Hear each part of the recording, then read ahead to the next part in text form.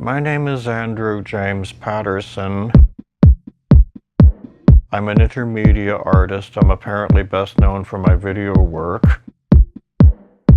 But I've done performance, I've done music, writing.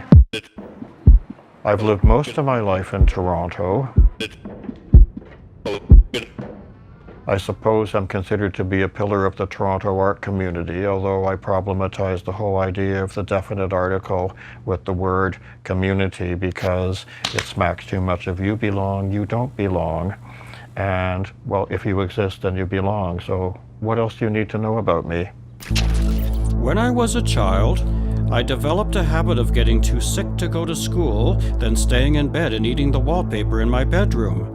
Today I still wonder whether or not my childhood oral consumption of wallpaper anticipated my fondness for mathematically abstract painting, as well as my preference for sculpturally ambient music. It has been observed by many different philosophers that one is what one eats. I did some videos in the 80s. I don't think much of any of them. Like they'd have plots and actors and all that kind of rubbish. There'd be a process like this. But then I moved more into the essay mode that incorporates ideas of performance and also maybe self-documentation, with the performer and the writer being blurred. Over the last few years, I kind of minimized language in my work, unless you're talking about the fact that some of it refers to poetry concrete. I like the idea of language that actually is not intended to have a meaning, that's decorative for its own sake. But, I mean, I'll always be a writer. That's my root, I think. But over the last couple of years, I've had two very different books published.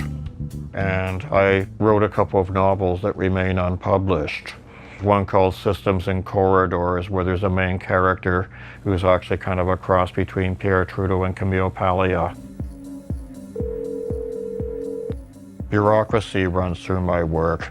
The fact that I live and work in a bureaucracy, that many of the works are courtesy of government grants, although some of the smaller works are just done when I have a spare $500 in the bank, and why not try making something?